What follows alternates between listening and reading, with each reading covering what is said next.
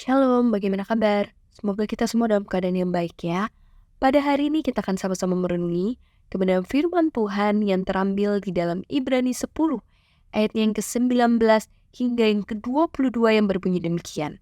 Jadi, saudara-saudara, oleh darah Yesus kita sekarang penuh keberanian dapat masuk ke dalam tempat kudus. Karena ia telah membuka jalan yang baru dan yang hidup bagi kita melalui tabir, yaitu dirinya sendiri. Dan kita mempunyai seorang imam besar sebagai kepala rumah Allah. Karena itu marilah kita menghadap Allah dengan hati yang tulus ikhlas dan keyakinan iman yang teguh. Karena hati kita telah dibersihkan dari hati nurani yang jahat dan tubuh kita telah dibasuh dengan air yang murni. Rekan-rekan sekalian, setelah pandemi berlalu, banyak artis atau band yang melakukan konser atau meet and greet. Jika kita melihat dan memperhatikan secara seksama, tiket konser memiliki harga yang beragam, tergantung dari level yang dipilih, entah itu VVIP, VIP, reguler, atau yang lainnya. Orang yang memiliki tiket VIP sangat dilarang keras masuk area VVIP, itu pun sebaliknya. Semakin tinggi tiketnya, maka juga akan semakin dekat melihat artis atau band yang sedang melakukan konser tersebut. Begitupun kurang lebih kehidupan pada zaman perjanjian lama. Tidak sembarang orang bisa mendapat tiket VVIP untuk menghadap Allah dengan lebih dekat dan berkomunikasi dengannya. Dapat dikatakan, tiket VVIP pada perjanjian lama hanya dimiliki oleh para imam atau imam besar. Kualifikasi untuk dapat menghadap Allah juga tidak mudah. Tidak hanya sekedar imam memiliki gelar itu saja, tetapi bagaimana imam yang menjadi pengantara bangsa Israel untuk masuk ke kemah suci harus hidup kudus dan tidak bercela di hadapan Tuhan. Jika pengaturan ini diterapkan pada masa sekarang, kita yang ada di jemaat Allah dan sering jatuh di dalam dosa, tidak akan mungkin dapat bisa menghadap Dia. Jika imam pada masa perjanjian lama kedapatan tidak kudus, imam tersebut akan langsung mati begitu saja ketika ia memasuki ruang maha kudus di kemah suci.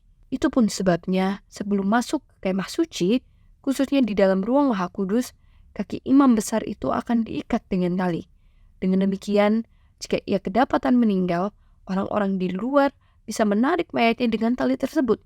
Betapa sulitnya menghadap Tuhan pada zaman itu, bukan? Syukur kepada Tuhan yang merelakan anaknya untuk menjadi manusia, meninggalkan tahta dan mati untuk kita. Yesus Kristus, kita tak perlu sesulit itu untuk datang kepada Tuhan. Tidak seperti tiket-tiket konser sekarang yang terbagi-bagi dengan strata-strata tertentu untuk dapat melihat sang artis tampil. Melalui salibnya, membawa setiap umat dapat datang kepadanya tanpa ada strata-strata yang membatasi. Setiap kita sekarang ini dapat bertemu dan menghadap Allah tanpa ada batasan-batasan. Yesus yang adalah imam besar, Yesus menjadi imam besar itu dan pengantara kita yang telah mencurahkan darahnya sebagai korban penebusan atas dosa-dosa kita. Karenanya kita dapat masuk ke tempat kudus Tuhan dengan penuh keberanian. Tuhan Yesus sudah membuka jalan baru itu bagi kita.